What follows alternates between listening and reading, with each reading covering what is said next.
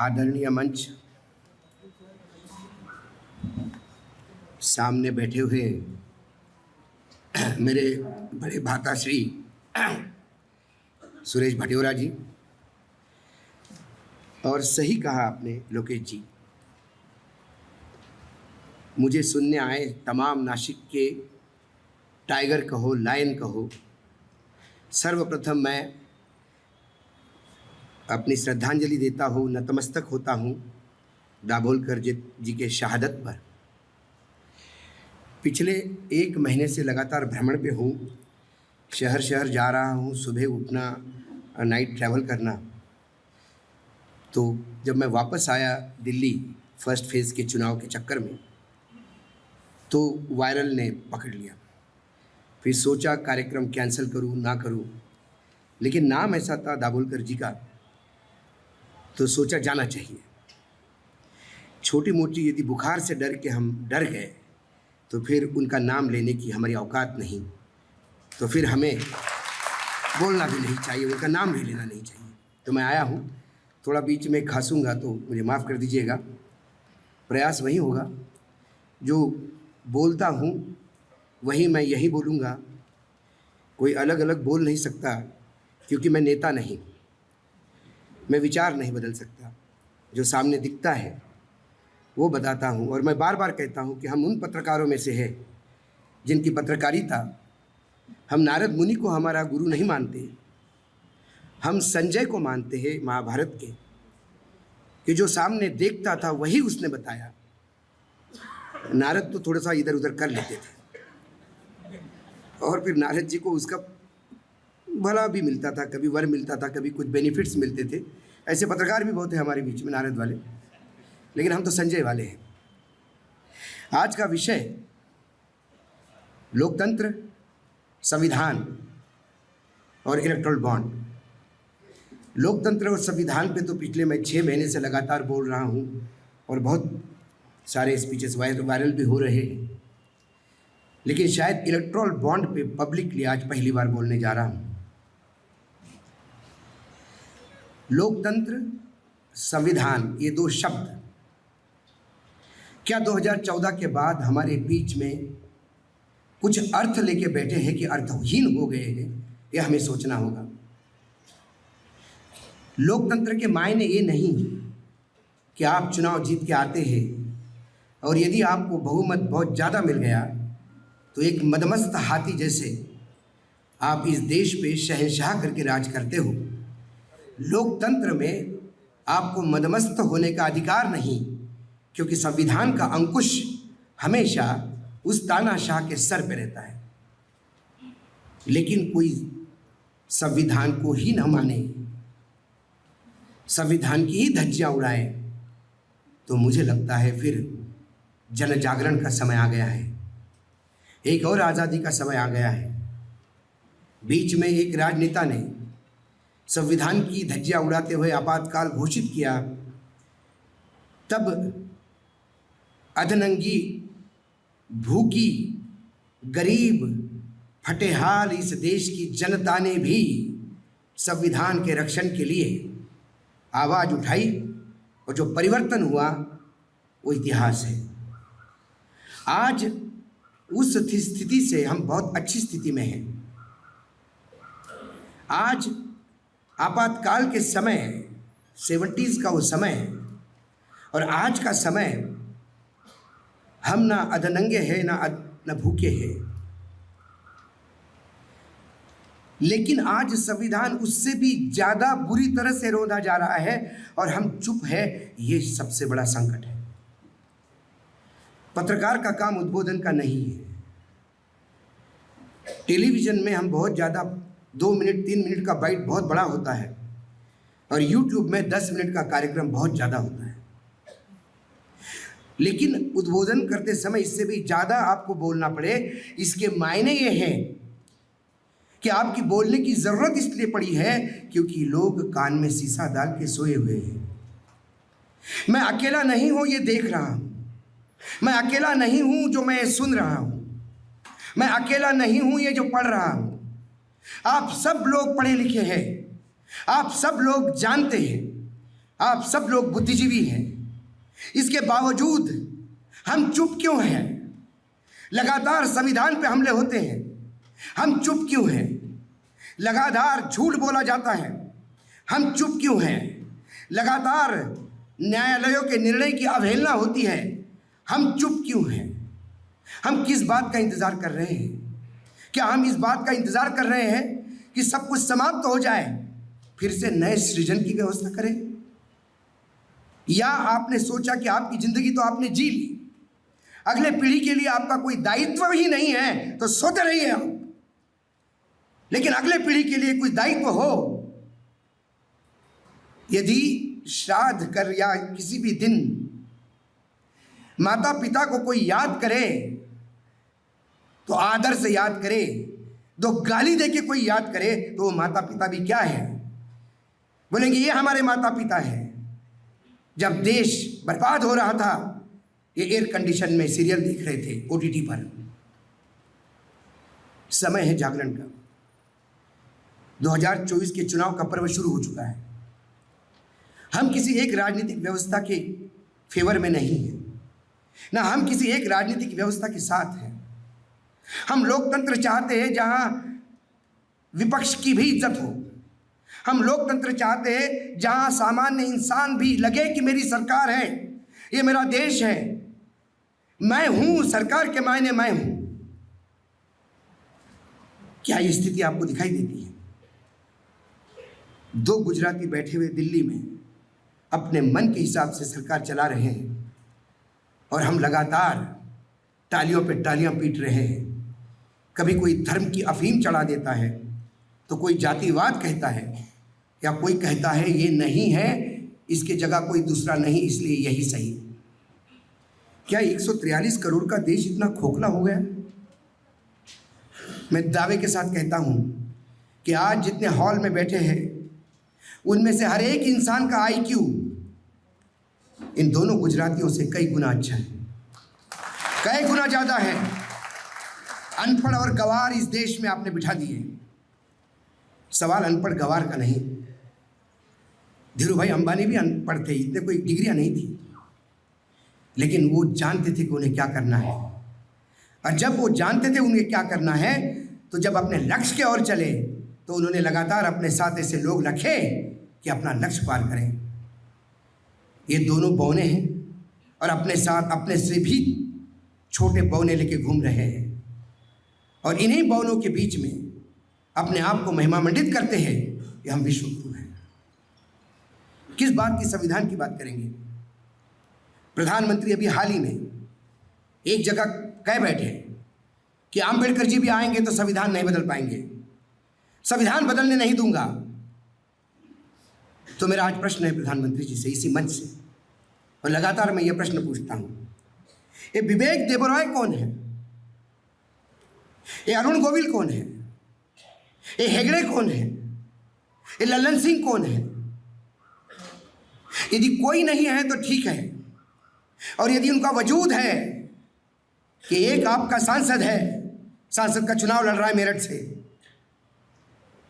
कोई कहां से सांसद का चुनाव लड़ रहा है, और एक तो आपके जो प्रधानमंत्री की इकोनॉमिकल एडवाइजरी कमेटी होती है उसके चेयरमैन हैं। यदि ये लोग कहते हैं कि संविधान बदलना है और हम संविधान बदलने जा रहे हैं,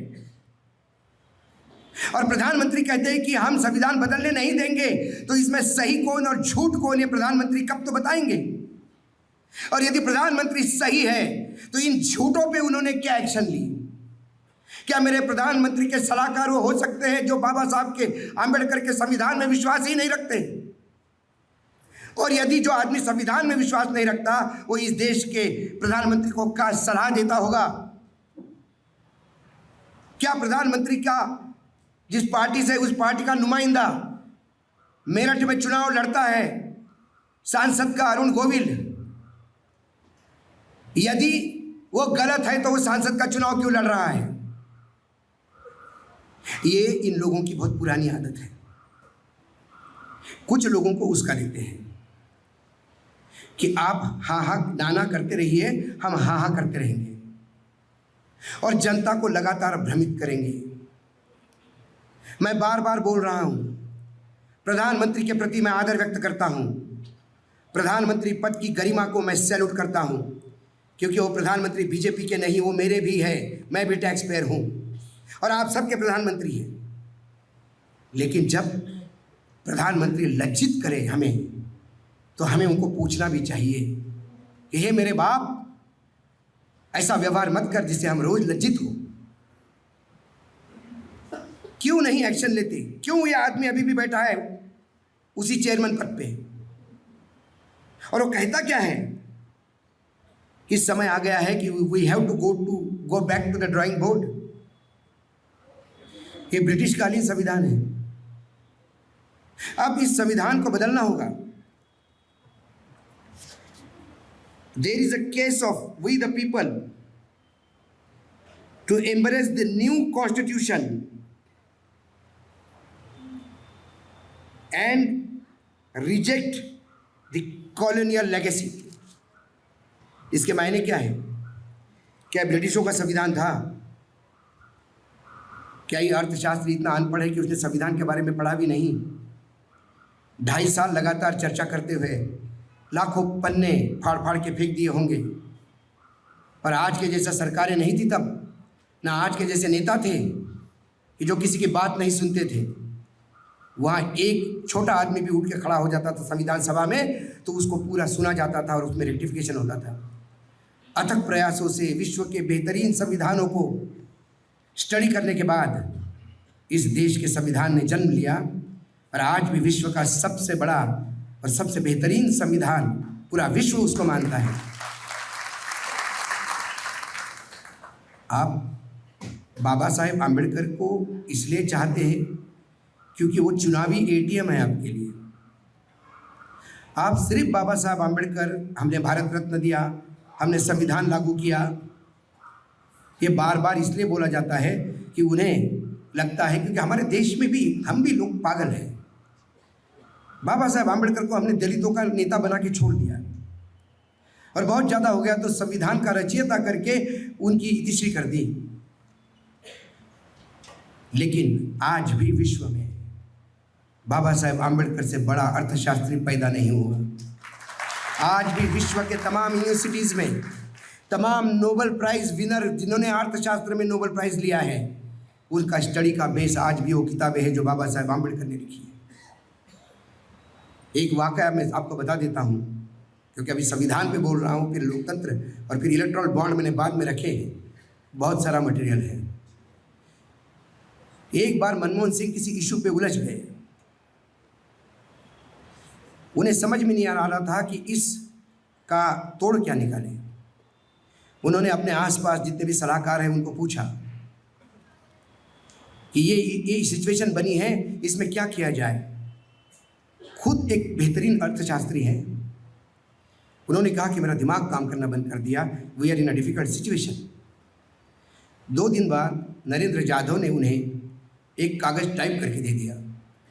वो पढ़ने के बाद उन्होंने कहा कि Narendra, you are great, you got the solution. Narendra Yadav ने कहा कि I am sorry sir, I am not great, I just copied one paragraph from this book written by Ambedkar. Ambedkar के किताब का एक पैराग्राफ आज भी वर्तमान समस्या का निदान करता है। वो इतने बड़े इकोनॉमिस्ट आम्बेडकर को हमने दलितों का नेता बना के वेस्ट किया है। और प्रधानमंत्री जी बार बार आम्बेडकर जी का नाम इसलिए लेते हैं क्योंकि उन्हें सिर्फ दलितों के वोट चाहिए है। मैं बार बार कहता हूँ, प्रधानमंत्री जी अभी बार बार भाषण में बोलते हैं कि ये डीएम के सनातन को गाली देता है, ये राम के प्राण प्रतिष्ठा में एक कांग्रेसी आई नहीं, इन्होंने राम का अपमान किया, हिंदुओं का अपमान किया, इनको नकारो। क्या प्रधानमंत्री में इतनी ताकत है कि अम्बेडकर साहब को नकारे? जब अम्बेडकर जी ने बुद्ध धर्म स्वीकार किया तो 22 प्रतिज्ञाएं ली थी। पहली प्रतिज्ञा थी कि मैं ब्रह्मा विष्णु महेश को ना मानूंगा ना पूजा करूंगा, मैं राम और कृष्ण को ना मानूंगा ना पूजा करूंगा, मैं गणपति गौरी गणेश को ना मानूंगा ना पूजा करूंगा, मैं ईश्वर के अवतार को मानता नहीं ना पूजा करूंगा, मैं बुद्ध को भी ईश्वर का अवतार नहीं मानता। आपको आम्बेडकर जो राम को नहीं मानते वो चल जाते हैं, और आपको वो तमाम लोग जो इसलिए प्राण प्रतिष्ठा में नहीं गए क्योंकि आपका वो पार्टी का आयोजन था, तो आप उनको हिंदू विरोधी करते हैं। सवाल का जवाब दें। यदि आम्बेडकर चाहिए तो पूर्णोत्तर के साथ ले लीजिए, सब्जेक्टिव मत लीजिए आम्बेडकर कि मीठा मीठा गप गप कड़वा कड़वा थू थू। ये तो नहीं चलेगा प्रधानमंत्री जी। लेकिन ये बताएगा कौन, बोलेगा कौन? हमारे प्रधानमंत्री जी किसी पत्रकार से तो बात करते नहीं। जब इंटरव्यू देते तो उन्हें कोई फिल्म का एक्टर चाहिए होता है या फिर किसी एजेंसी के मालकिन जो सवाल पूछती है, प्रति प्रश्न तो होता नहीं। और फिर वो झूठ पे झूठ परोसे जाते हैं और हंसते जाते हैं। इन्होंने तो कम से कम विरोधियों ने उठाए हुए मुद्दे तो उठाए। इसके पहले अक्षय कुमार ने तो विश्व का सबसे बड़ा सवाल उनके सामने रखा था, जिससे विश्व परेशान था कि आम काट के खाते हैं, चूस के खाते हैं। और इस पे हमारा गोदी मीडिया महिमा मंडन होता है कि प्रधानमंत्री जी आम चूस के खाते हैं। वाह वाह वाह वाह, क्या है, कहाँ जा रहा है देश? तो जिन आम्बेडकर की आप पूजा करते हैं, जो बार बार कहते हैं कि मैं संविधान बदलने नहीं जा रहा हूं, मैं आपको आगाह कर रहा हूं, 30 साल दिल्ली को दिए हैं। मैं अभी सुरेश जी मेरे बड़े भाई है, उन्हीं के साथ था, तो मैंने कहा कि वैसा देखा जाए तो हम उनसे सीनियर हैं दिल्ली में। वो दिल्ली में हमारे बाद आए। हम अधिकारियों को उनको पहले से जानते हैं। उनके साथ अधिकारी डर से रहते होंगे, हमारी अधिकारियों से आज भी दोस्ती है। मैं आप दावे के साथ कहता हूं 2024 में यदि इनको मैंडेट मिला तो संविधान की प्रति रेडी है, रिप्लेस करने में 3 दिन नहीं लगेंगे। अगली बार चुनाव होंगे ना होंगे पता नहीं, ये व्याख्यान माला भी कहाँ तक कंटिन्यू रहेगी पता नहीं, हम और आप बोल पाएंगे और आप सुन पाएंगे ये पता नहीं।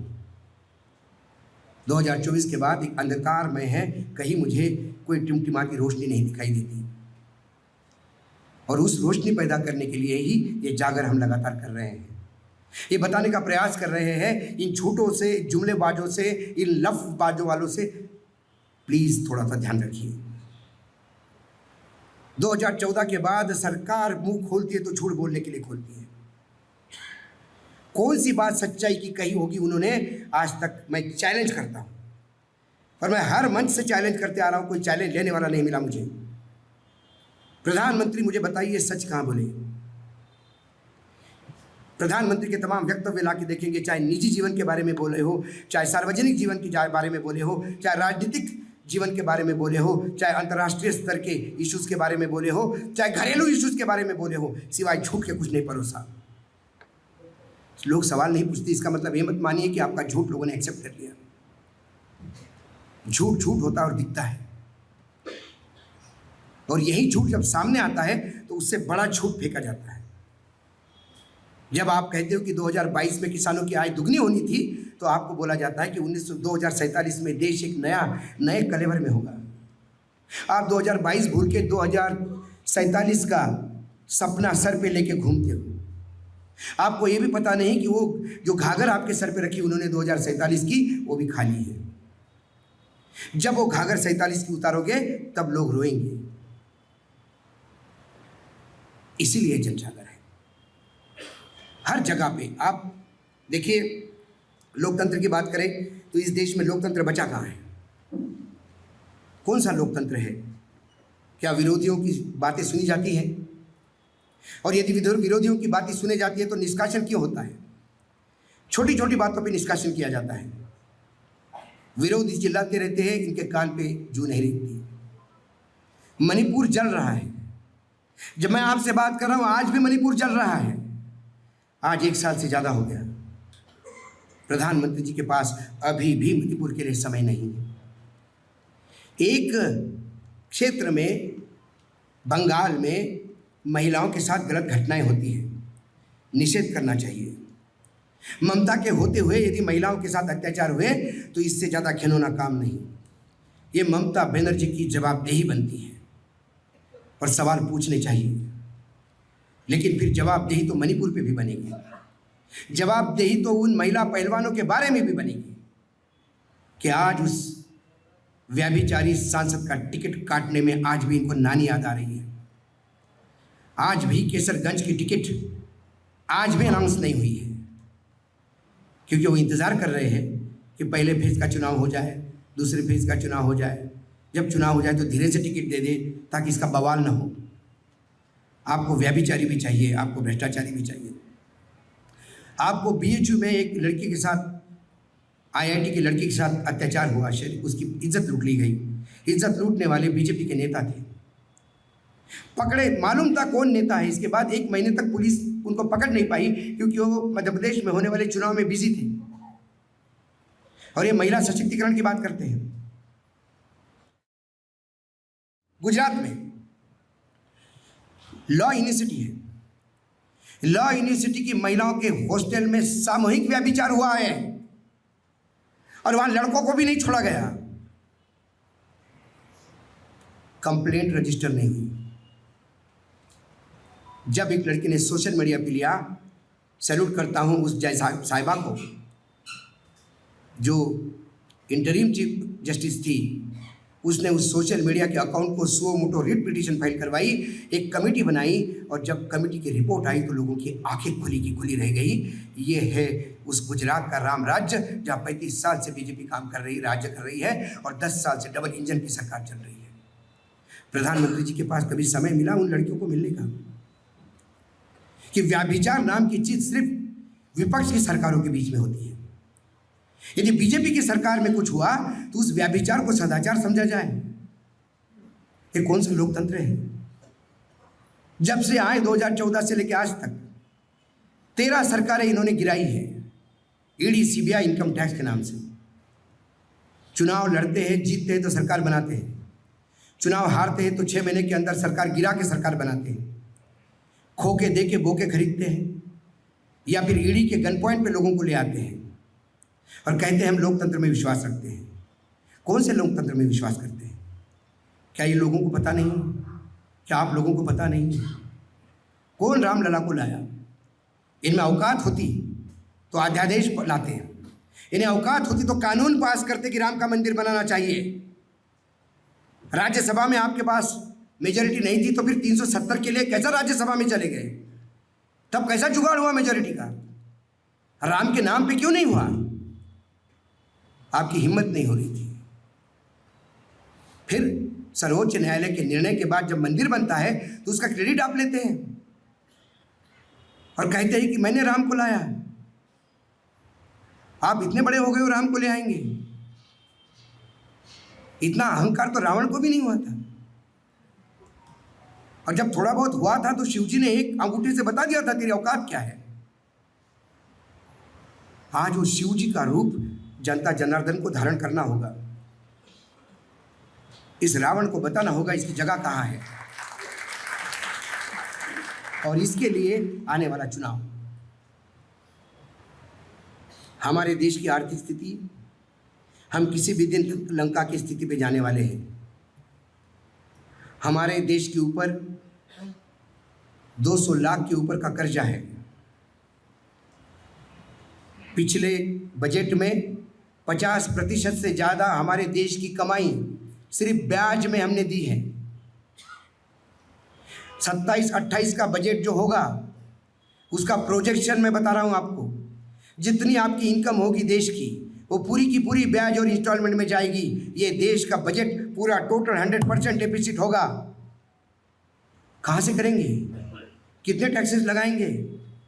किसको जवाब देंगे? प्रधानमंत्री, वित्त मंत्री हाउस में कहती है कि हमने पेट्रोल के प्राइसेस इसलिए बढ़ाए क्योंकि मनमोहन सिंह ने 1 करोड़ 30 लाख रुपए के बॉन्ड खरीदे, पेट्रोल बॉन्ड। वो बॉन्ड 10 साल के लिए थे, 10,000 करोड़ का हर साल का ब्याज था। ठीक है, आपने वो पैसा वापस किया, लेकिन उसके ऊपर उसके नाम पे जो आपने एक्साइज बढ़ाई तो टोटल आपने 1 करोड़ 30 लाख का टोटल 2 करोड़ के आसपास, 2-2.25 करोड़ के आसपास आपने वापस किए। और एक्साइज बढ़ा के आपने उन 7 सालों में 7 लाख करोड़ इकट्ठा किए। 7 लाख करोड़ आप 2 लाख करोड़ का कर्जा चुकाने के लिए इकट्ठा करते हो और बदनाम किसी और को करते हो। ये इनकी इकोनॉमिक्स है। जीएसटी, बार बार कहते जीएसटी बढ़ा। कौन सा जीएसटी बढ़ा? जीएसटी इसलिए बढ़ रहा है कि महंगाई बढ़ रही है, क्योंकि आपका जीएसटी जो लगता है वो आपकी कीमत पे लगता है, वस्तु के क्वांटिटी पे नहीं लगता। जीएसटी एक टूथपेस्ट पे नहीं लगता, जीएसटी टूथपेस्ट की कीमत पे लगता है। दूसरी बात, टोटल जीएसटी जो आता है उसके आंकड़े में बताऊंगा तो आपके होश उड़ जाएंगे।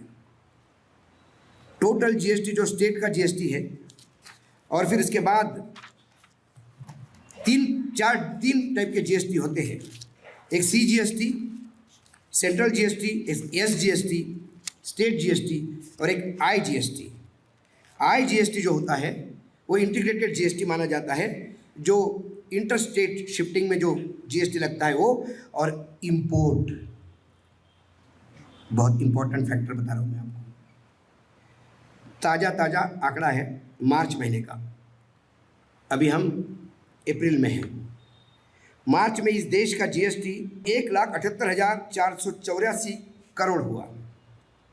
उसमें एस जीएसटी 43,746 करोड़ का हुआ, सी जीएसटी 34,532 करोड़ का हुआ, और आई जीएसटी 87,947 करोड़ का हुआ। आई जीएसटी देखा जाए तो सेंट्रल जीएसटी और स्टेट जीएसटी के टोटल से भी ज़्यादा है। अब इस आई जीएसटी में 41 करोड़ रुपए, यानी आधे से ज़्यादा सिर्फ इंपोर्ट का है। आप इंपोर्ट पे ड्यूटी लगाते हो तो माल महंगा आता है। यदि वो इनपुट भी है तो जब आपका इनपुट ही कॉस्टली होगा तो आउटपुट भी कॉस्टली होगा। देश में दो मॉडल होते हैं तरक्की करने के। एक होता है वी मॉडल, जहाँ गरीब भी ऊपर जाता है और रईस भी ऊपर जाता है, वो होता है विकसित देश। एक होता है के मॉडल, जिसमें गरीब और गरीब होता है, नीचे जाता है, और रईस जाता है। हमारा देश के मॉडल पे जी रहा है, इसलिए सबसे ज़्यादा करोड़पति हमारे यहाँ बढ़ते हैं। हमारे यहाँ 2% लोगों में 48% की वेल्थ बटी हुई है। ये जो आंकड़े आते हैं, ये आंकड़े सिर्फ सुनने के लिए नहीं है। ये कितने झांसेबाज लोग हैं, ये कहते हैं कि इकोनॉमी बड़ी हो गई, हमारी इकोनॉमी इज ग्रोइंग, बहुत अच्छी इकोनॉमी चल रही है, जीएसटी बढ़ा है, देखो व्यापार चल रहा है। अरे आयात बढ़ रहा है, इसलिए जीएसटी बढ़ रहा है। और जिस देश का आयात ज़्यादा होता है और निर्यात कम होता है, वो देश डूबना तय है। 200 अरब डॉलर का घाटा है आयात और निर्यात में हमारे यहाँ। जब आयात निर्यात का घाटा बोलते हैं तो इनको साफ सूझ जाता है। ये आंकड़े आपको मालूम होने चाहिए, क्योंकि आंकड़ों से ज़्यादा महंगाई क्या होती है ये आपको हर एक को पता है। जब आप दूध, ब्रेड, अंडा, केला, संतरा जो भी खरीदोगे, उसकी कीमत जब बढ़ी हुई आती है तो आदमी कहता है कि 1 डजन नहीं, आधा डजन दे दे आप केले, क्योंकि लेने तो 1 डजन आया था, उस बजट में वो आधा डजन हो गए हैं। गृहिणी की थाली सिकुड़ रही है और ये कहते हैं कि देश विकास की ओर है। जितने बड़े यूरोपियन देशों के रिसर्च के आंकड़े आते हैं कि इंडिया इज ऑप्टिमिस्टिक, भारत और तरक्की की ओर जा रहा है, भारत का जीडीपी का ग्रोथ ये होगा, विकास का ग्रोथ 7.5 होगा। ये तमाम लोग इसलिए आंकड़े देते हैं क्योंकि उन्हें भारत से कमाना है। भारत उनके लिए 143 करोड़ का कंज्यूमर है। एक मैगी 2 महीने के लिए हमने खरीदना बंद कर दी, फैक्ट्री बंद होने के लिए आई थी, रुकी, कंपनी वाइंड अप हो जाती। इसलिए ये लगातार सरकार को कहते कि ऐसी ही योजनाएं बनाते रखो, ऐसा ही हमारा स्वागत करते रहो, ऐसे ही इस देश को डुबाते रहो, हम आपको झांसा देते रहेंगे कि आप बहुत अच्छा कर रहे हो। इसीलिए आंकड़ों के साथ कभी विश्वास मत रखना। इनके आंकड़े खुद को कॉन्ट्रडिक्ट करते हैं। जब मैंने देखा कि नीति आयोग ने कहा कि बेरोजगारी खत्म हो गई, बेरोजगारी इतना कैसी हो गई बेरोजगारी, तो पता पड़ा खेती पे काम करने वालों को भी इन्होंने रोजगार बता दिया। और इन्होंने बता दिया कि जो लोग फैक्ट्री से निकाले गए वो कुछ ना कुछ खुद का कर ही रहे हैं, तो वो भी तो रोजगारी कर रहे हैं। ये तो शनि मंदिर के बाहर बैठने वाले भिखारी को भी रोजगार मानेंगे। और यदि देश में भिखारी भी रोजगार हो गया तो मैं दावे के साथ कहता हूं कि हमारा देश तो कभी बेरोजगार था ही नहीं। तो फिर मोदी जी किस बेरोजगारी की बात करते हुए चुनाव जीते थे? आज मैं शिरडी से जब आया तो ड्राइवर को पूछा तो क्या करता है? बोला मैं ड्राइवरी करता हूं। क्या पढ़ा लिखा है? बोले मैंने ITI किया इलेक्ट्रिकल का। तो मैंने बोला ये करके ड्राइवरी क्यों करता है? बोले महिंद्रा में काम करता था, लॉकडाउन में नौकरी गई सो गई। घर में खेती है 2.5 एकड़, पिताजी और माताजी खेती करते हैं, पानी का प्रॉब्लम है, इसलिए अभी मिर्च लगाई थी सब जल गई, तो एक को तो नौकरी करके घर चलाना होगा। अब जब प्रधानमंत्री जी को कहेंगे कि कोविड के टाइम पे लोगों की नौकरियां गई, तो बोलते कहाँ है? जिसकी नौकरी गई वो तो ड्राइवर है, रोजगार तो मिल गया उसको। जब मनरेगा पे प्रेशर पड़ता है ना, तो इस देश की बेरोजगारी का वो मार्ग है। जब मनरेगा पे बजट बढ़ाना पड़ता है तो आप समझ लेना इस देश में बेरोजगारी का आलम बहुत है। और इसके बाद क्या होगा? प्राइवेटाइज्ड होती जा रही है चीज़ें, port privatised, airport privatised, railway privatised, army में ले आए ये एक योजना, जिस योजना के तहत हर 4 साल बाद लाखों लोग बेरोजगार। आप जो आर्मी से ड्रॉप आउट होंगे, आप ट्रेंड मिलिटेंट इस देश को दे रहे हो। एक बेरोजगार युवक वो सिर्फ पत्थर फेंक सकता है या डंडा मार सकता है हाथ का, क्योंकि जब वो क्रोध में आता है तो अपनी पीड़ा निकालने का उसके पास इसके सिवा कोई चारा नहीं। लेकिन जो LMG चलाएगा, जो ग्रेनेड फेंकना जानता है, वो क्या करेगा ये देख लीजिए आप। क्या हम सिविल वॉर की तरफ जा रहे हैं? सिविल वॉर में क्यों कह रहा हूँ? क्योंकि जहाँ क्षेत्रीय दलों के राज्य हैं वहाँ लगातार केंद्र सरकार प्रताड़ना पे प्रताड़ना करती जा रही है। वहाँ लगातार हिंदू मुसलमान करने की बात हो रही है। क्यों इस देश के अमृतकाल में 75 साल बाद भी हमें हिंदू मुसलमान कहना पड़ रहा है? क्या 75 साल बाद हमें हमारे देश में इतनी मैच्योरिटी नहीं आई राजनीतिज्ञों में कि आप आपका घोषणा पत्र दे दीजिए, विपक्ष अपना घोषणा पत्र देंगे, आप सत्ता में हैं, आपने क्या किया इसका हिसाब दे दीजिए और बताइए कि मेरे पास आने वाले समय का ब्लूप्रिंट क्या है। चुनाव ऐसे होते हैं। आपने कहा कि कांग्रेस का घोषणा पत्र मुस्लिम लीग का है, क्या मिला मुस्लिम लीग का उसमें? और मुस्लिम लीग से इतनी घृणा क्यों? आपके पुत्र पुरुष तो मुस्लिम लीग के साथ सरकारें बना चुके हैं।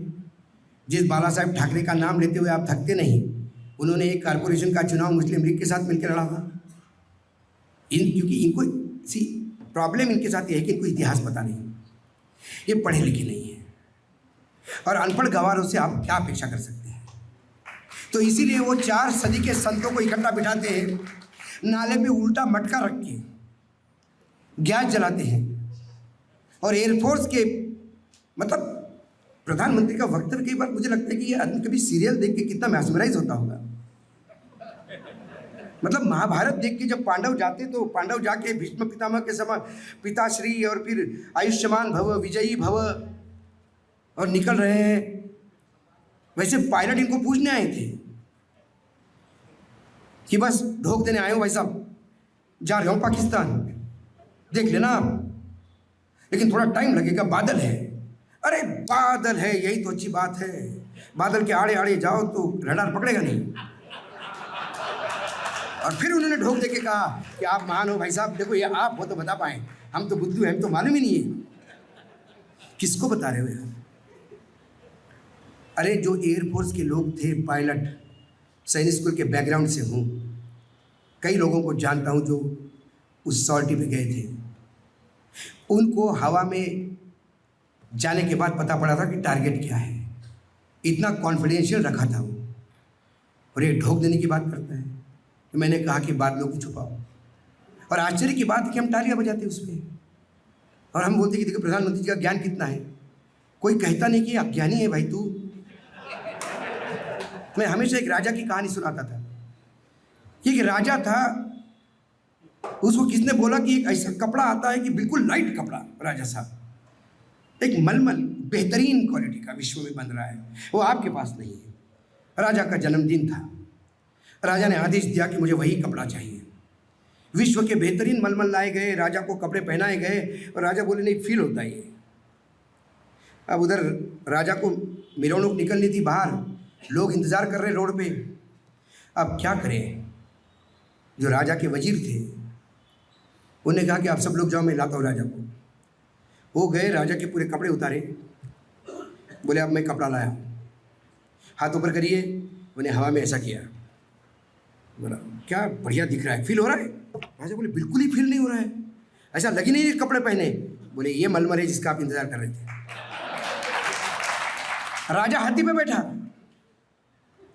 और हाथी पे मिरौनक निकली, पूरा राज्य घोष कर रहा है कि ऐसा मलमल देखो कि राजा ने मलमल पहना है। एक छोटा बच्चा था, उसने माँ को पूछा मैं नंगा घूमता हूं तो तू मुझे मारती है, राजा तो नंगा घूम रहा है। तब उस माँ ने कहा चुप रहे, तो ये बात राजा के कान पे सुनाई दी। उसने महंत को पूछा ए सुन, नंगा हो क्या? तो बोला नहीं भाई साहब, आपने तो बेहतरीन वो मलमल पहना है, फील होने वाला। बोले अब भी यहीं से सूली दे दूंगा तुझे हाथी के पैर के नीचे, तो बता दिख कैसा रहा हूँ, सब नंगा दिख रहा हूँ ना? बोला हाँ साहब नंगे ही दिख रहे हो आप। तो हमारे यहाँ की राजा की स्थिति ये है, किसी को तो बच्चा बन के बोलना पड़ेगा कि राजा तो नंगा दिख रहा है। सवाल ये है कि हमारे कैबिनेट में सारे कव्वाल बैठे हैं, दो गाते हैं और बाकी तालियां बजाते हैं। अरे कभी तो एक आध बार शास्त्रीय संगीत का भी कंसर्ट रखो कि मुख्य गायक की आवाज उखड़ गई तो पीछे शिष्य तान पकड़ के वो सुर लगा ले, क्योंकि सुर लगाने वाले लोग ही नहीं हैं। जब बेसुरे इकट्ठा करोगे तो सुर लगाने वाले कहाँ मिलोगे? तो ये कव्वालियों का एक झुंड है, और तब से हम भी, पूरा देश भी आज यहाँ हम भी देखेंगे क्रिकेट कव्वाली बजा रहा है। समय आ गया है कि आपको इस बात को रोकना होगा। मैं बार बार कहता हूँ, आम्बेडकर जी ने एक बात कही थी कि इस देश का राजा हमेशा रानी के पेट से पैदा होता है। मैंने भिखारी को भी राजा बनने का अधिकार दे दिया है, लेकिन तब उन्हें मालूम नहीं था। शायद बाबा साहब कहीं गलत कर गए। मैं बाबा साहब से माफ़ी मांग के ये बात कह रहा हूँ कि कुछ भिखारी ऐसे भी होते हैं कि राजा बनने के बाद वो तानाशाह बन जाते हैं। और ये डर उनको था। जब 26 नवंबर को 1949 को संविधान सभा ने अंगीकृत किया संविधान को, उसके पहले 25 तारीख को बाबा साहब का ड्राफ्टिंग कमेटी के चेयरमैन होने के नाते एक भाषण था। तब उन्होंने कहा था, मैंने संविधान तो बहुत बेहतरीन हमने प्रयास करके बनाया है, लेकिन मुझे एक डर है आने वाले समय में कहीं हम लोकतांत्रिक तानाशाह तो पैदा नहीं करेंगे। और वो डर इसलिए है क्योंकि यहाँ व्यक्ति पूजा बहुत होती है, यहाँ घोर असमानताएं हैं, शिक्षण का अभाव है। और एक लॉ मिनिस्टर होने के नाते मैंने बहुत नज़दीक से ये चीज़ें देखी हैं। जब शिक्षण का अभाव हो, समाज में असमानताएं हो, और जब व्यक्ति पूजक बैठ जाता है, व्यक्ति पूजा करवाने वाला बैठ जाता है और पूजा करने वालों की भीड़ बन जाती है, तो फिर एक लोकतांत्रिक तानाशाही हो जाती है। और आज हम लोकतंत्र के मुखौटे में एक तानाशाही झेल रहे हैं। आज हर एक को डर है, आज हर व्यापारी को डर है कि कल मैं फ्लैट खरीदूं कि नहीं खरीदूं। यदि मैंने ज़मीन में इन्वेस्ट किया तो इनकम टैक्स वाला तो घर नहीं आएगा। ये डर किस बात का? आपका देश है, आपका पैसा है, इनकम टैक्स वाले आपके नौकर हैं, वो आपको फैसिलिटेट करते हैं। ये ईडी वाले, इनकम टैक्स वाले, सीबीआई वाले आपके बाप कब बन गए? क्योंकि इनको बाप बनाने वाला इनका बाप इनसे वसूली करवाता है, और उसी वसूली पे जब हम आएंगे तो इलेक्टोरल बॉन्ड का जन्म होता है। जब संविधान के तहत लोकतंत्र में संविधान के तहत जब आर्थिक व्याभिचार करना हो तो वो कैसा किया जाए, इस पर एक मंडली बैठती है 2017 में। और बोलती है कि संविधान के दायरे में होना चाहिए। लेकिन आर्थिक व्यभिचार, मैं भ्रष्टाचार नहीं कह रहा हूँ, उसको व्यभिचार है। भ्रष्टाचार व्यभिचार का एक अंग हो सकता है, वो भी आगे बताऊंगा। तो ये जब भ्रष्टाचार व्यभिचार हमें संविधान के अनुरूप करना है तो क्या करना पड़ेगा? तो फिर कई जुगाड़ू इकट्ठा हो गए। फिर उनमें एक इलेक्टोरल बॉन्ड का जन्म हुआ। इलेक्टोरल बॉन्ड क्या है? 1,000 रुपये से लेके 1 करोड़ रुपए तक के बॉन्ड, साल में 4 बार 10-10 दिन के लिए SBI सेल खोल देगी। जो खरीदेगा उसके कंपनी को पता होगा, SBI को पता होगा किसने खरीदे, लेकिन वो किसको देगा ये किसको पता नहीं होगा। राजनीतिक दलों को पता होगा किसने दिया, लेकिन दूसरों को किसी को पता नहीं होगा किसने किसको दिया। और जब 2017 के बजट के सेशन में आदरणीय जेटली जी बोल रहे थे तो उनने कहा कि इलेक्टोरल बॉन्ड में गोपनीयता होना ज़रूरी है, क्योंकि यदि गोपनीयता नहीं होगी तो उद्योग जगत से लोग पॉलिटिकल पार्टी को फंडिंग के लिए आगे नहीं आएंगे। इसलिए हमने इसमें गुप्तता रखी है। और फिर क्या हुआ? तब से 18 से लेके 24 तक व्यभिचार का नंगा नाच हुआ। 12,000 करोड़ रुपए इकट्ठा किए गए। वो 12,000 करोड़ रुपए आर्थिक व्यभिचार और भ्रष्टाचार था। और जब इलेक्शन कमीशन को ये, जब चुनाव आयोग को ये पूछा गया कि ये डिटेल आप क्यों नहीं देते, तो उन्होंने कहा कि ये SBI नहीं देगी। फिर 2018 से लेकर 24 तक लगातार सर्वोच्च न्यायालय में केस चलता रहा और मोदी जी की सरकार लगातार ये बोलती रही कि गोपनीयता ज़रूरी है, नहीं बता पाएंगे। और आखिरी बहस में जब चंद्रचूड़ जी के बेंच पे बात गई तो उन्होंने कहा कि ये बड़ा गोपनीयता का मामला है साहब। तो उन्होंने कहा जनता को जानने का अधिकार है राइट टू इन्फॉर्मेशन के तहत। उन्होंने कहा नहीं, राइट टू इन्फॉर्मेशन सब्जेक्टिव है, जिस चीज़ के लिए मांगना चाहो मांगो, ये राजनीतिक दलों के लिए क्यों? उन्होंने कहा इस देश के राजनीतिक दल चुनाव लड़ते हैं, सत्ता में आते हैं, देश पे राज करते हैं, वो पैसा किससे लेते हैं ये जानना बहुत ज़रूरी है, आपको बताना होगा। और जब उन्होंने इलेक्टोरल बॉन्ड, ये फ्रॉड है, ये भ्रष्टाचार का अड्डा है, ये बोल के इसको रद्द किया, तब हड़कंप मच गया। तब SBI कहती है कि हमके 4 महीने चाहिए देने में डाटा। 4 महीने में वो चुनाव नहीं करना चाहते थे। चुनाव के पहले ये व्यभिचार, आर्थिक व्यभिचार सामने नहीं आने देना चाहते थे। और जब ये तय हुआ कि अब SBI नहीं देगा, फिर डंडा उठाया सुप्रीम कोर्ट ने। उन्होंने दिया लेकिन आधा अधूरा। फिर डंडा उठाया, फिर पूरी जानकारी आई। और जब पूरी जानकारी आई तो माशाल्लाह क्या बात है, जो ना खाऊंगा ना खाने दूंगा बोलने वाला अकेला ही खा गया, और ऐसा शातिर तरीके से खा गया कि मुंह पे पता भी नहीं पड़ा साहब, कहीं छींटा लगने नहीं दिया। तो हमारे यहाँ इलेक्टोरल बॉन्ड का व्यभिचार कैसा हुआ, अभी मैं आपको पदर जरा खोलता हूँ इसका। बहुत बेहतरीन चीज़ें हैं, एक एक चीज़ में। सबसे पहले जब इलेक्टोरल बॉन्ड इन्होंने लाए तो ये तय हुआ कि ये इलेक्टोरल बॉन्ड लाने में, और जो वर्तमान में स्थिति है अभी देश की, जो अभी जिस हिसाब से पॉलिटिकल फंडिंग हो रहा है उससे हम उगाही नहीं कर पाएंगे। और ये ब्लैक मनी है, ये वाइट मनी होकर हमारे पास नहीं आ पाएगा। फिर उसके लिए पीपल्स रिप्रेजेंटेटिव एक्ट अमेंड होगा। वो कानून क्या कह रहा था? वो कानून ये कह रहा था कि कोई भी विदेशी कंपनी हो या कोई भी सरकारी कंपनी हो, वो किसी भी राजनीतिक दल को पैसा नहीं दे सकती। इन्होंने वो क्लॉज रद्द किया, विदेशी कंपनियां भी पैसा दे, सरकारी कंपनियां भी पैसा दे। और सबसे बड़ा जो व्यभिचार हुआ आर्थिक, वो कंपनीज एक्ट में हुआ, जिसमें एक क्लॉज था कि वही कंपनी आपको चंदा दे सकती है जो लगातार 3 साल प्रॉफिट में हो, और उसके नेट प्रॉफिट का सिर्फ 7.5% ही वो राजनीति के लिए चंदा में दे सकता है। इनको लगा ये तो बहुत ही कम हो गया, तो फिर अपने को तो बहुत सारा निपटना है, अभी इतने दिन के भूखे हैं। उन्होंने वो क्लॉज भी बंद कर दिया। अब उसके मायने क्या हो गए, वो क्लॉज जब चला जाता है तो फिर एक एक, अच्छा जब ये आया तब ऐसा नहीं कि चुनाव आयोग या आरबीआई चुप रहा हो, तब चुनाव आयोग ने और आरबीआई ने पत्र लिखा कानून मंत्रालय को कि साहब इससे तो ब्लैक मनी का चलन बढ़ेगा। और चुनाव आयोग ने कहा तो ये तो आप कैसा किसी को गोपनीय रख सकते हैं। अभी तो हमारे यहाँ एक सुविधा है कि 20,000 से ज़्यादा का आप पैसा देते हो तो वो कंपनी को अपने बुक्स में दिखाना होता है और इधर भी दिखाना होता है। चुनाव आयोग में भी आपको डिटेल देने पड़ते हैं। कुछ कंपनियों ने एक ट्रस्ट बनाया कि 8-10 कंपनियों ने मिलकर एक ट्रस्ट बनाया कि हम ट्रस्ट को पैसा देंगे और ट्रस्ट हमारी तरफ से पॉलिटिकल पार्टी को पैसा देंगे।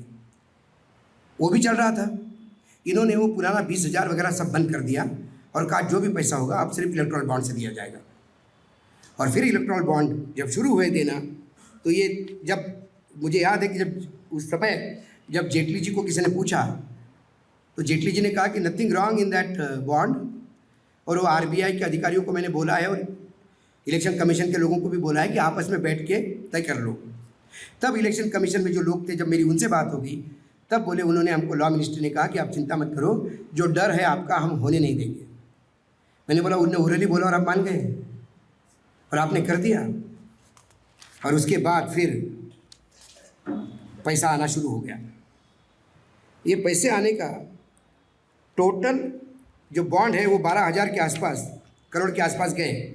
उसमें से 6,986 करोड़ अकेले बीजेपी को मिले।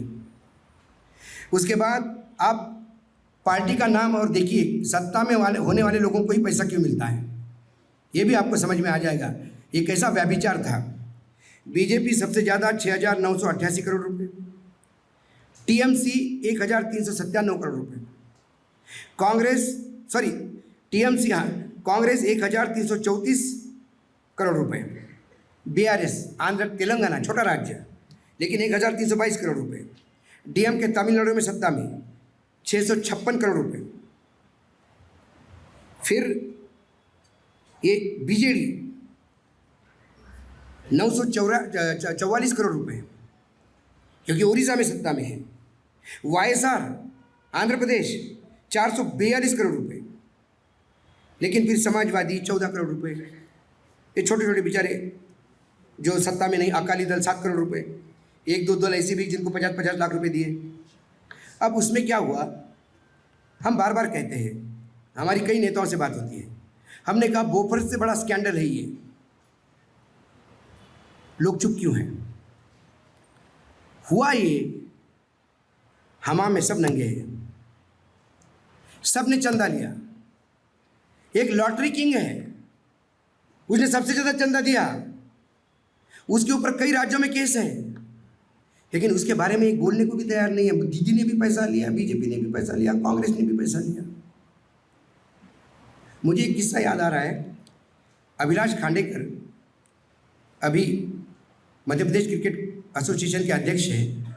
वो यहाँ पे जब दिव्य भास्कर लॉन्च हुआ मराठी में तो उसके ग्रुप एडिटर भी थे और वो स्पोर्ट्स एडिटर थे फ्री प्रेस जर्नल में। जब मैं काम कर रहा था साथ में, बहुत अच्छी दोस्ती थी। उनकी शादी हुई तो शादी में महाराजा सिंधिया को आना था क्योंकि सिंधिया जी के बड़े व्यक्तिगत संबंध थे उनके।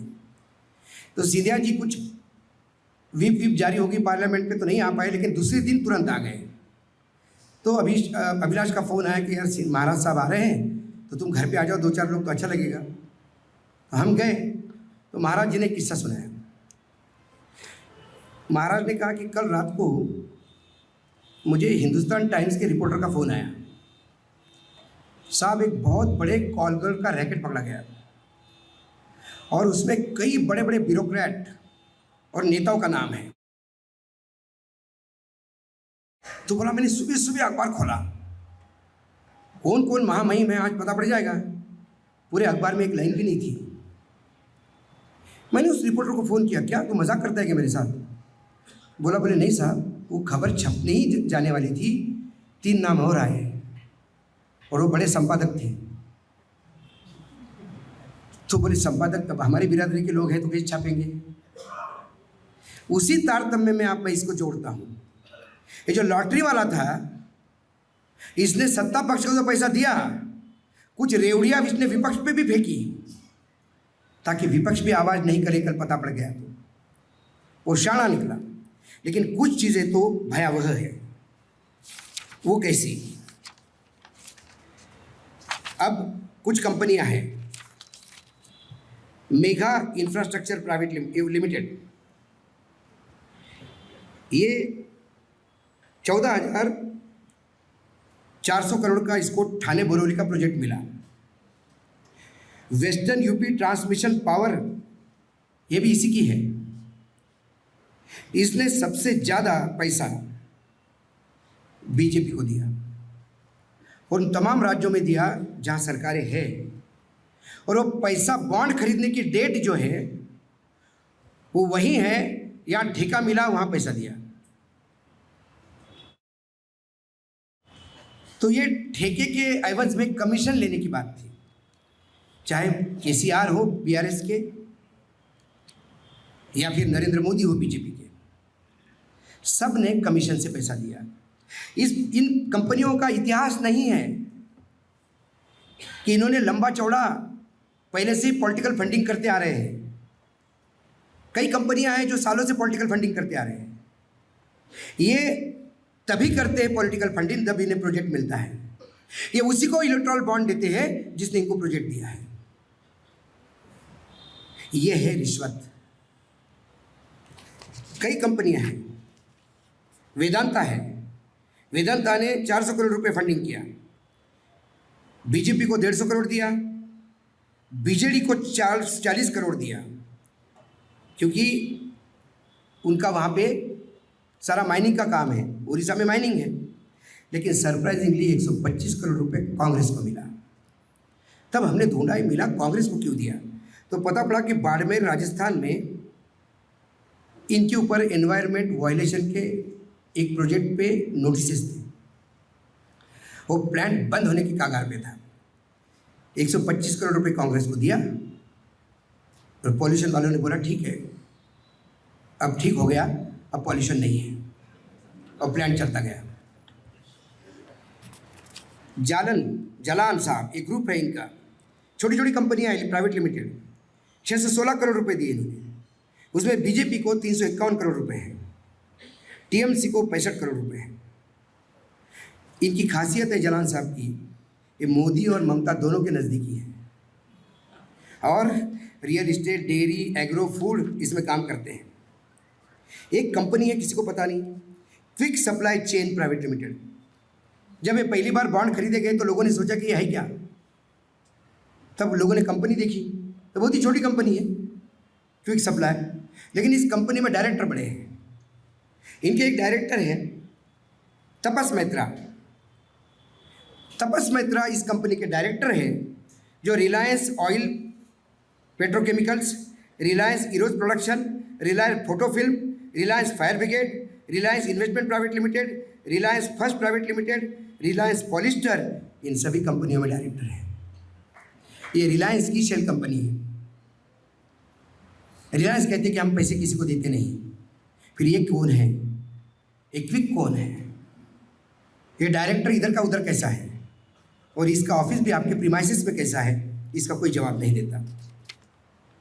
संजय गोयन का कलकत्ता 422 करोड़ रुपए के बॉन्ड दिए, बीजेपी को 175 करोड़, कांग्रेस को भी 150 करोड़। सीबीआई ईडी के रडार पे था और जैसे ही सीबीआई रडार के नोटिस गया, उसने 440 करोड़ के तुरंत बॉन्ड खरीद के बीजेपी को दिए।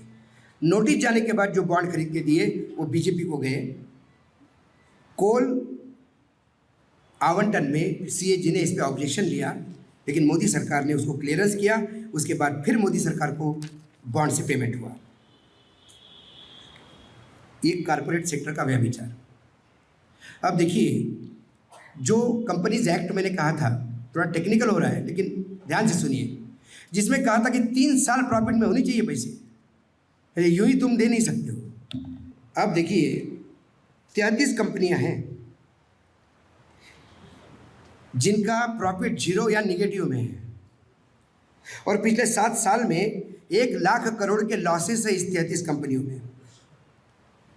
और इस 33 कंपनी ने कुल मिला के 434 करोड़ रुपए के बॉन्ड दिए। 1 लाख करोड़ का घाटा और 434 करोड़ के बॉन्ड कैसे दे सकता है कोई? लॉस मेकिंग कंपनी कहां से पैसा देगी? वो प्रोविजंस कहां से है? ईडी सो रही है क्या? एक कंपनी है जिसने अपने मुनाफे के 3 गुना ज़्यादा चंदा दिया। मुनाफा 100 रुपये हुआ तो 300 रुपये चंदा दिया, और एक ने 93 टाइम्स 930% चंदा दिया प्रॉफिट के। तो ये पैसा इनके पास आया कहां से? ईडी क्यों नहीं पूछती कि ये पैसा कहां से दिया? 100 करोड़ के रुपए लिए ईडी एक मुख्यमंत्री को अंदर डालती है, और यहाँ 400 करोड़ के गबन हैं। क्यों नहीं पूछती ईडी? क्यों नहीं जाती सीबीआई?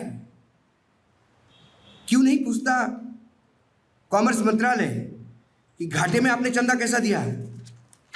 कोई नहीं पूछता। रेड रश्मि सीमेंट 10 करोड़ के बॉन्ड उन्होंने खरीदे,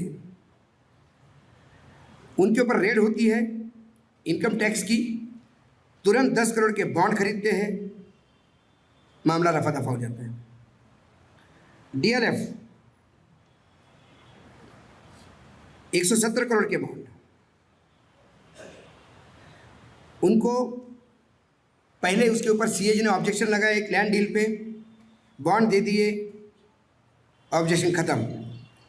रेड्डीज लैब,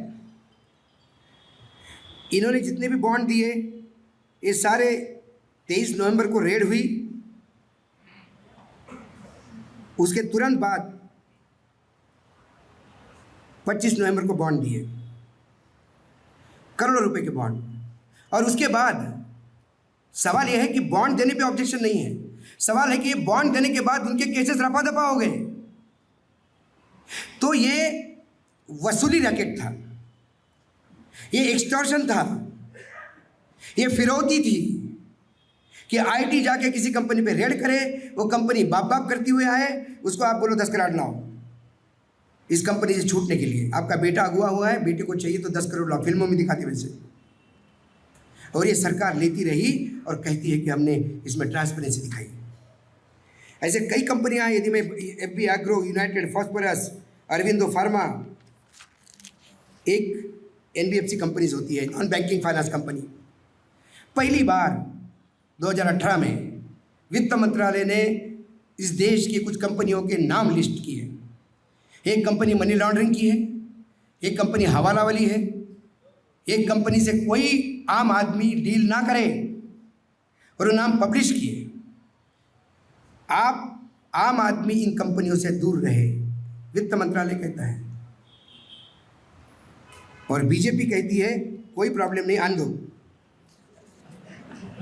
एनबीएफसी में Kama credit and properties limited 4 crore, innocent mercantile private limited 25 crore, Renuka investment private limited 5 crore, ABC finance services 40 crore. ये वो कुछ डिलीटेड कंपनियां हैं।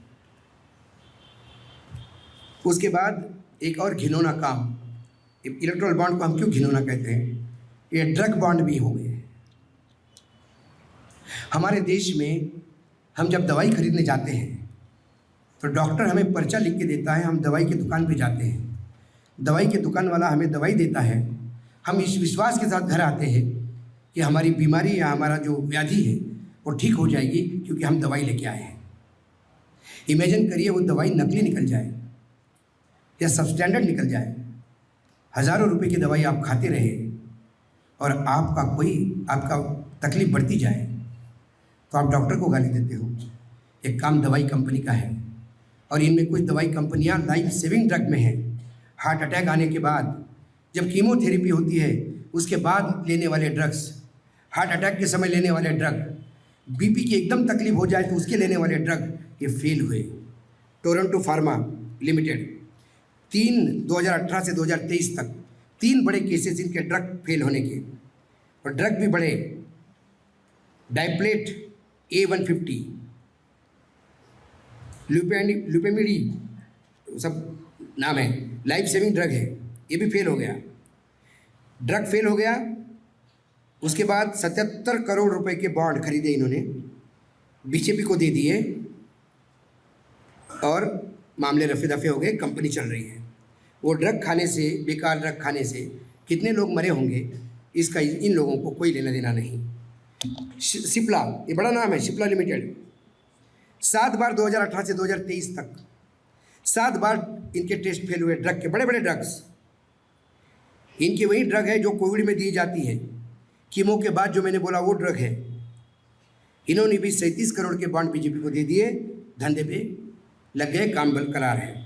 सन फार्मा लैबोरेटरीज 2020 से 2023 3 साल में 6 बार इनके सैंपल फेल हुए, वो भी बड़े बड़े सैंपल्स लाइफ सेविंग ड्रग के। उन्होंने 31 करोड़ रुपए के बॉन्ड खरीद के बीजेपी को दे दिए, सैंपल फेल होने के बाद कंपनी बरकरार है।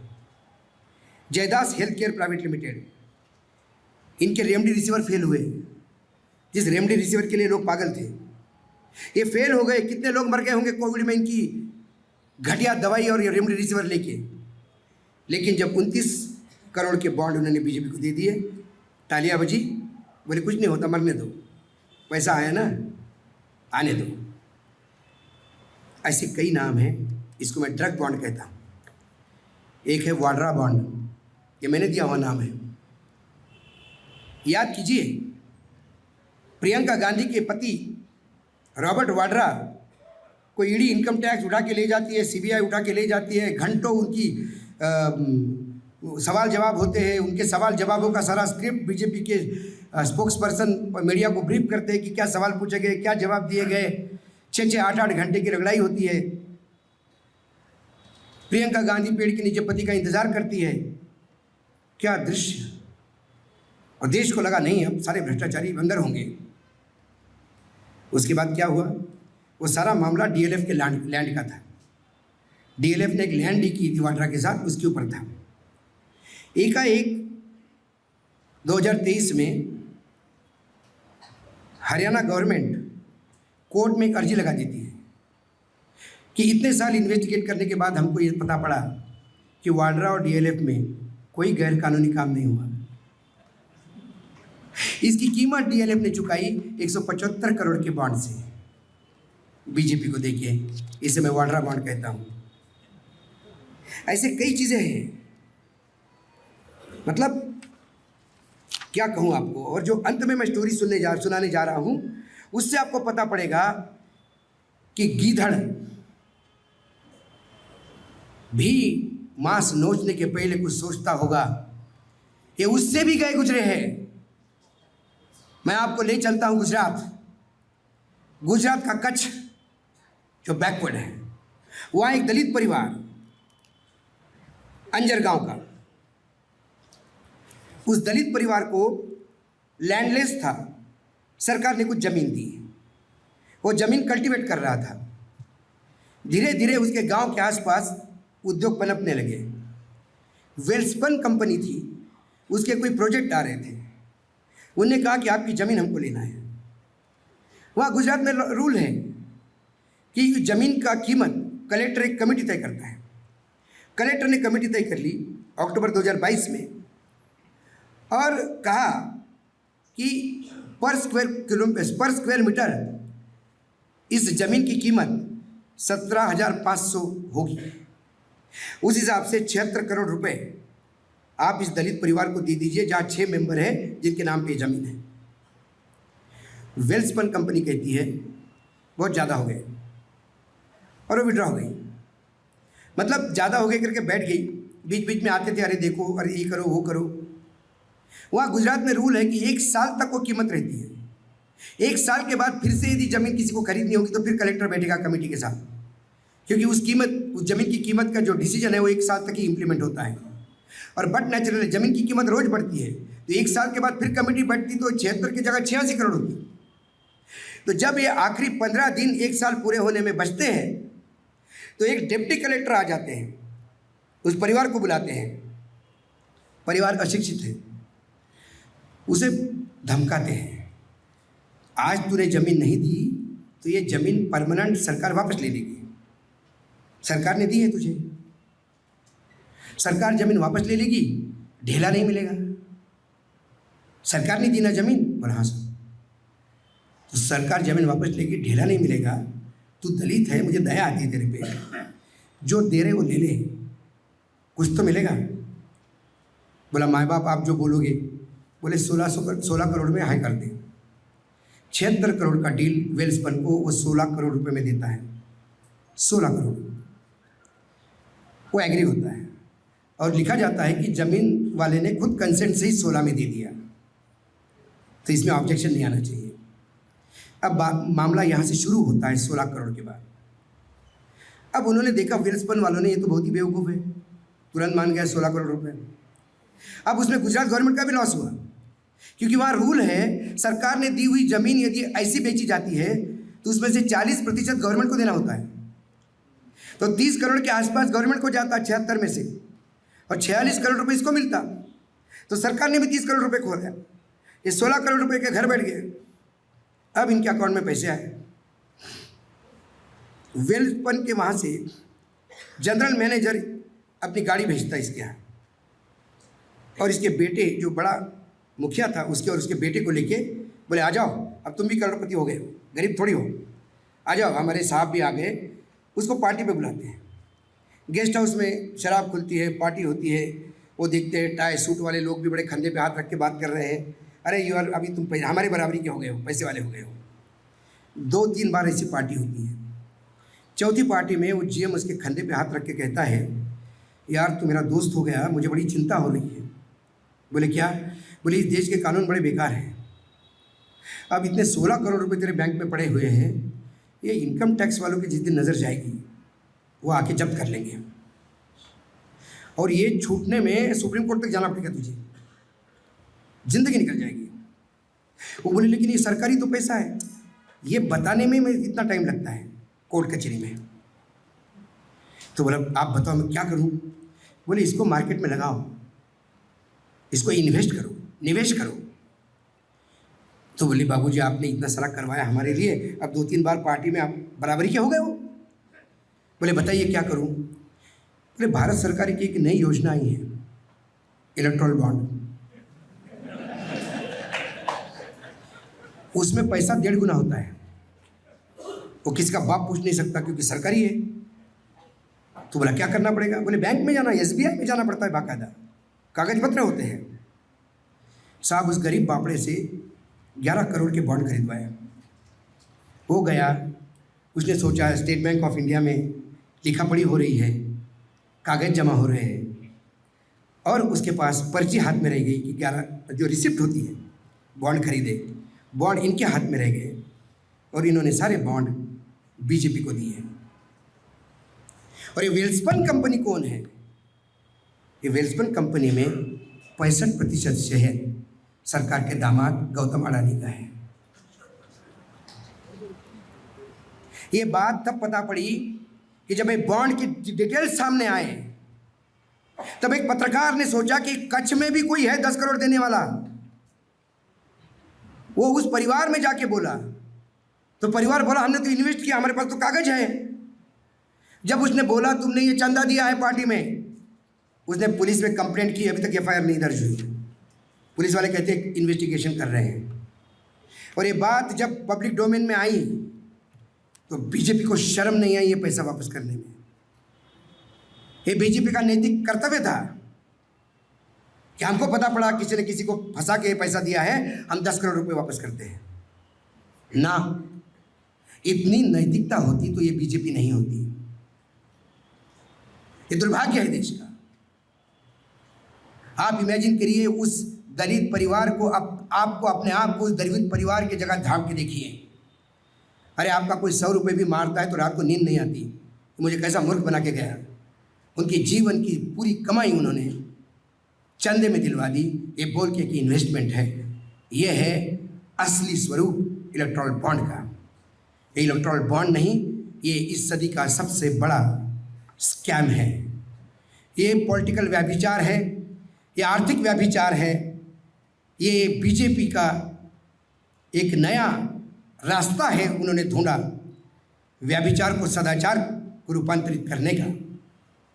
लेकिन कोई बोल नहीं रहा इस पे, इसलिए कि हम में सब नंगे हैं। लेकिन ये बात जनता के सामने आनी चाहिए। इलेक्टोरल बॉन्ड, और सबसे ज़्यादा बुरा इस बात का लगता है कि चोर पकड़े जाने की बात कहता है, अरे ये तो चोरी मैंने की नहीं, मैं तो साथ में वहाँ चौकीदारी कर रहा था। प्रधानमंत्री को इतना भी लिहाज नहीं है कि वो किस पद पे बैठे हैं। प्रधानमंत्री को लगता है कि सारे देश के लोगों ने इंटरनेशनल इंटर पॉलिटिकल साइंस में ही डिग्री ली शायद, इसलिए वो मूर्ख बनाने में तुले हुए होते हैं। वो इंटरव्यू में कहते हैं कि इलेक्टोरल बॉन्ड से तो ट्रांसपेरेंसी आ गई। हम चाहते थे कि ट्रांसपेरेंसी आ जाए, हम चाहते थे कि लोगों को पता पड़े किसने किसको दिया। आप यदि ये चाहते तो फिर आपके वकील नाक क्यों रगड़ रहे थे सर्वोच्च न्यायालय में? तब क्यों कह रहे थे कि जनता को जानने का अधिकार नहीं है? या तो वो वकील झूठ बोल रहा है या मेरे देश का प्रधानमंत्री झूठ बोल रहा है। दोनों में से कोई तो एक झूठ बोल रहा होगा। दोनों सच नहीं हो सकते और दोनों झूठे नहीं हो सकते। क्या ट्रांसपेरेंसी दिया आपने? आप आज उसके बाद कहते कि कुछ कंपनियों ने रेड होने के बाद भी पैसा दिया, 16 कंपनियों ने। किसको दिया? सवाल पैसा देने का नहीं है। जिन कंपनियों में आईटी ईडी की रेड हुई, उन्होंने कांग्रेस को पैसा दिया होता तो इन्वेस्टमेंट था, वो पॉलिटिकल इन्वेस्टमेंट था। लेकिन उन्होंने आपको पैसा दिया, ये बात आप खा गए। उसके बाद आपने उन कंपनियों को छोड़ दिया, ये बात आप खा गए। और कहते हैं कि हमने क्या किया, हम तो भ्रष्टाचार की लड़ाई लड़ रहे हैं। अजीब भ्रष्टाचार की लड़ाई लड़ रही है। ये सारे देश के भ्रष्टाचारियों को इकट्ठा करके अपने गोद में बिठा रहे हैं और ये भ्रष्टाचार की लड़ाई लड़ रहे हैं। ये सारे भ्रष्ट ढूंढ रहे हैं अलग अलग पार्टी के। बीच में एक दिन राहुल गांधी जी से बात हुई तो उन्होंने कहा कि हमें सबको धन्यवाद देना चाहिए राहुल गांधी को, इसको नरेंद्र मोदी जी को। मैंने क्यों? बोले सभी राजनीतिक दलों का डिटॉक्सिकेशन किया उन्होंने। बोले अब कौन भ्रष्ट बचा? जो भ्रष्ट था उनके यहाँ गया। बीजेपी ने एक भ्रष्टाचार का प्रकोष्ठ तैयार किया है। इसी नासिक के छगन भुजबल 800 करोड़ के रडार पे है। अब भाजपाई हो गए, अब मोदी जी में उनको भगवान दिखने लगे क्योंकि वो 800 करोड़ पचाने हैं। सवाल ये नहीं है कि वो भगवा पहन के या कमल साबुन ब्रांड साबुन से नहा के साफ होते हैं।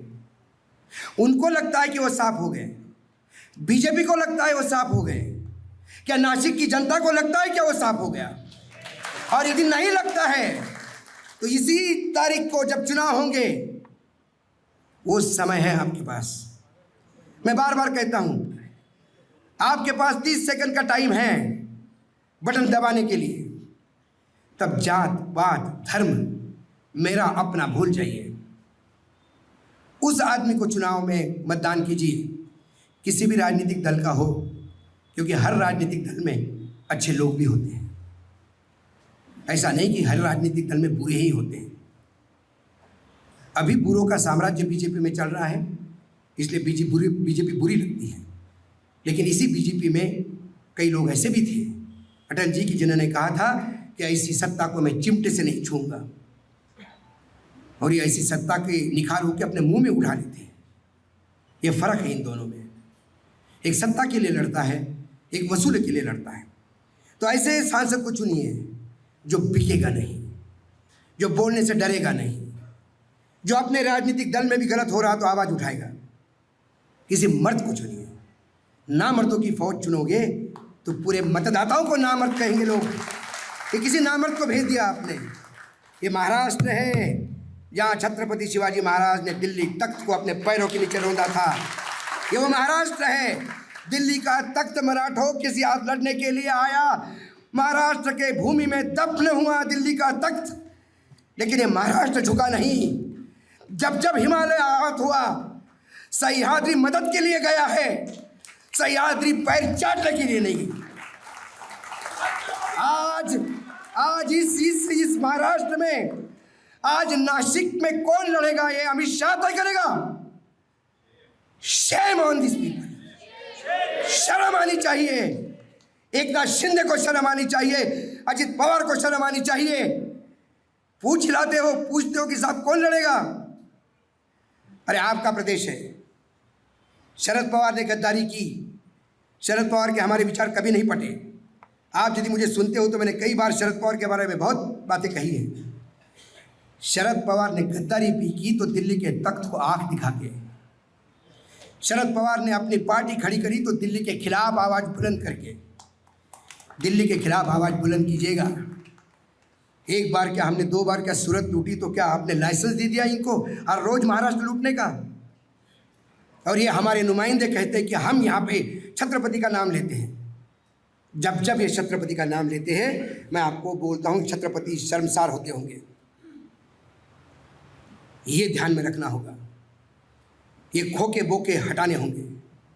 किसी को भी लाइए, बिना बिकने वाला आदमी चाहिए। यदि वो पैसों के लिए बिकता हो तो फिर आपने किसको भेजा? एक व्यापारी को भेजा। वो 50 करोड़ में बिका नहीं है, उसने 50 करोड़ में पूरा नासिक बेच दिया, पूरी कॉन्स्टिट्यूंसी बेच दी, पूरा मतदाता बेच दिया। क्योंकि जिसने उसको मतदान किया वो उसके साथ जुड़ के आता है। वो पाप आपके और मेरे सर पे रहेगा। इसलिए मैंने कहा कि महाराष्ट्र की अस्मिता को जगाओ। सत्ता में कौन आएगा कौन नहीं, नेहरू के बाद से लगातार सवाल इस देश में है, हु आफ्टर नेहरू। लेकिन 143 करोड़ देश ने जब जब मंथन हुआ अमृत निकला है। कभी अटल जी निकले, कभी चंद्रशेखर निकला, कभी इंदिरा जी निकली, कभी राजीव जी निकले। हर एक में कमियां होती हैं, लेकिन पूर्ण रूप से घटिया कोई नहीं था। कुछ तो अच्छा ही था। ये आदमी बता दे, मैंने कहा ना, जब मुंह खोलता है तो झूठ बोलने के लिए। पहली बार इसने सच बोला। और किसी ने मुझे कहा मेरे ऑफिस में, बोला सर आप हार गए, आज पार्टी देनी पड़ेगी। मोदी जी ने सच बोल दिया। मैंने कहा दूंगा यार, बताओ। तो मेरे रिसर्चर ने मुझे एक वीडियो दिखाया, जिसमें मोदी जी कहते हैं कि जब मैं युवा था और रेलवे में जाता था तो रेलवे में रिजर्वेशन नहीं मिलता था, सीट नहीं मिलती थी।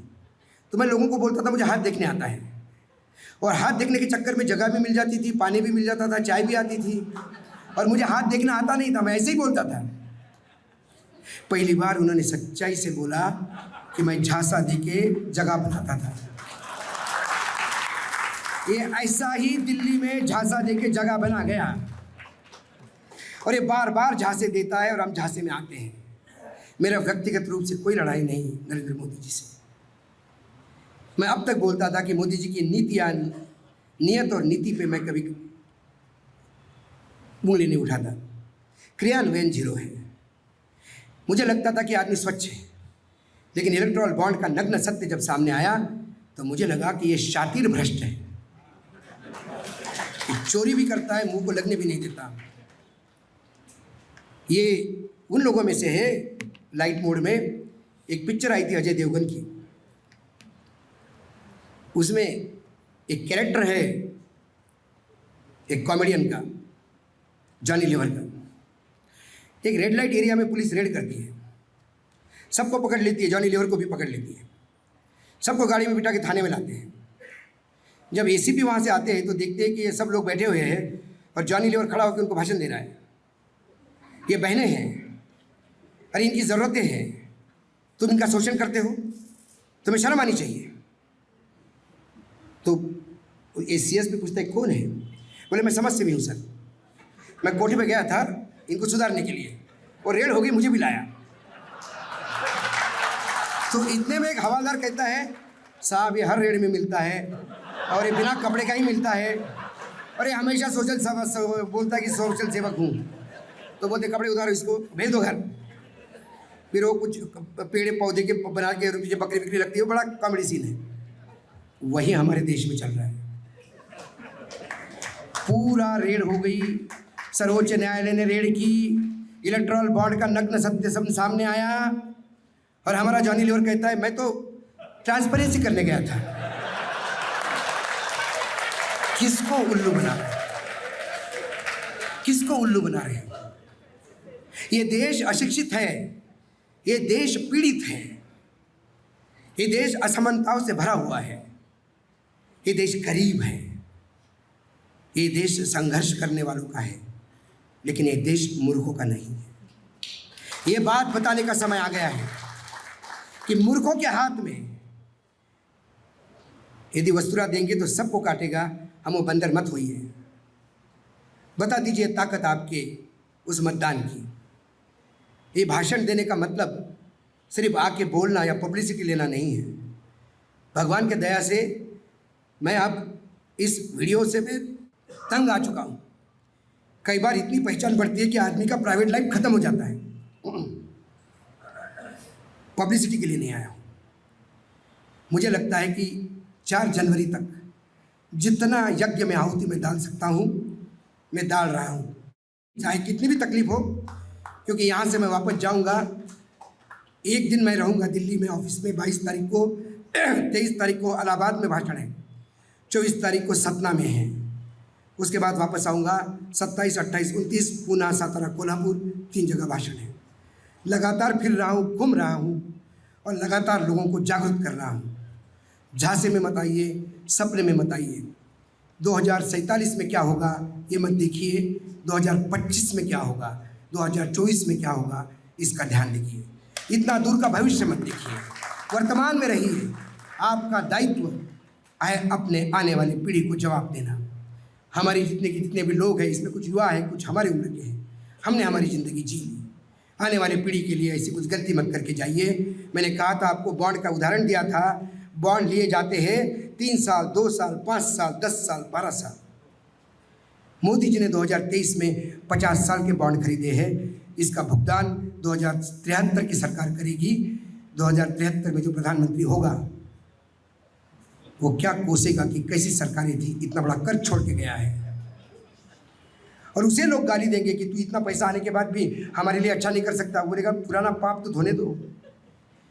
इनका पाप करने का क्वांटम भी इतना है कि आने वाले 100 साल के लिए कर्जा छोड़ के जा रहे हैं। इनको कहीं रोकना होगा, और ये रोकेंगे सिर्फ। और डरने की ज़रूरत नहीं है, कोई डरने की ज़रूरत नहीं है। ऊपर वाला है, उस पर विश्वास रखिए।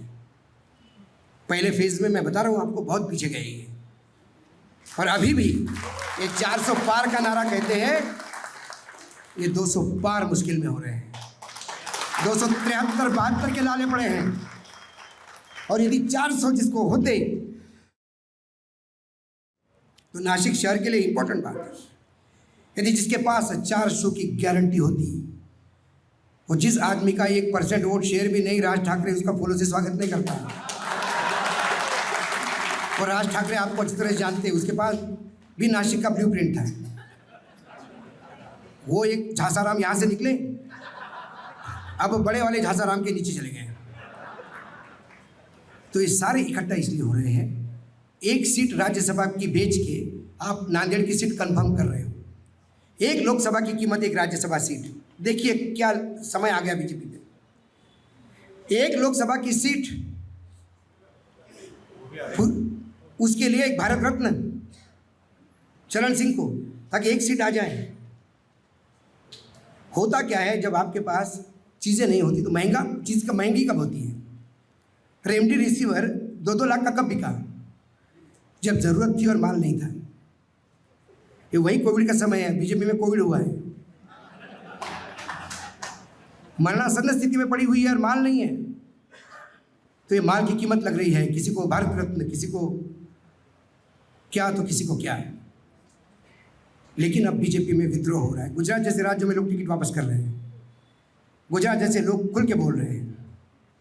आज एक बड़े तगड़े नेता ने यूपी के पत्र लिखा नरेंद्र मोदी को, जिस हिसाब से आपने जिन बाहर के लोगों को टिकट दिया, मोदी जी 400 का सपना छोड़ दीजिए, कभी जीवन में नहीं हो सकता पूरा। ये बीजेपी वाले कह रहे हैं।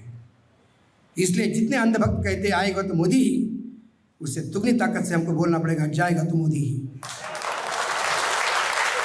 सवाल मोदी के खिलाफ का नहीं, मोदी जी जाएगा इसलिए बोलना पड़ रहा है। मोदी जी जाएगा तो लोकतंत्र आएगा, मोदी जी जाएगा तो संविधान रहेगा। मोदी जी जाएगा तो देश विकसित होगा। मोदी जी जाएगा तो भगवान को छोड़ के इंसान पे भी काम होगा। इसके लिए हमें ज़रूरत है। बहुत देर बोला, गला भी तकलीफ दे ही रहा है। आप लोग आए, आप लोगों ने सुना और इतनी तादाद में आ गए, ये मेरा सौभाग्य समझता हूँ। मैं कोई बहुत बड़ा वक्ता नहीं हूँ, यूट्यूब पे कुछ प्रोग्राम करता हूँ और ऐसा भी नहीं कि कोई मैं बहुत तीर मारता हूँ। सिर्फ लोग सवाल पूछने से डरते हैं, मैं सवाल पूछता हूँ क्योंकि मुझे डर नहीं है। और मुझे डर इसलिए नहीं है, कई बार पूछते लोग, तुमको डर नहीं लगता क्या? जिसके पीछे इस देश के 143 करोड़ में से 100 करोड़ लोगों की दुआएं हों, मैं उस पर विश्वास रखता। इसलिए भैया आप सबकी दुआएं मेरे पीछे हैं।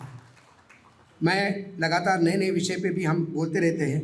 न्यूज़ लॉन्चर करके हमारा वेंचर है, आप सब्सक्राइब करिए, कोई पैसा नहीं लगता, हमें कोई पैसा नहीं चाहिए। हम तो सिर्फ कहते हैं सब्सक्राइब करिए।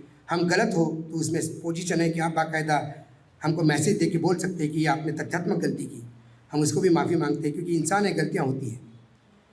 लेकिन गलती बार बार रिपीट करने के लिए मैं नेता भी नहीं हूँ, ये भी बात बता दूँ। तो आप सब आए, आयोजकों ने मुझे बुलाया, इज्जत दी, इसके लिए बहुत बहुत धन्यवाद। लोग जय हिंद जय महाराष्ट्र बोलते हैं, हमने उन नेताओं के लिए दिया है। मैं जाते समय इतना ही बोलता हूँ, जय लोकतंत्र, जय संविधान।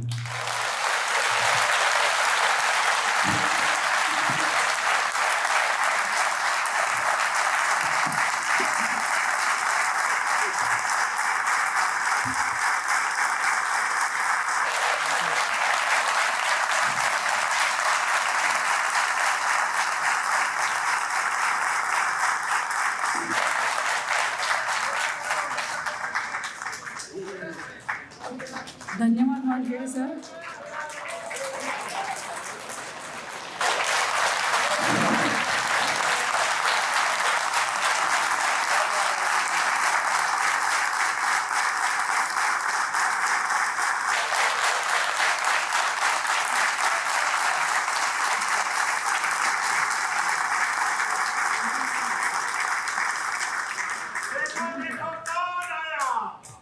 Hey,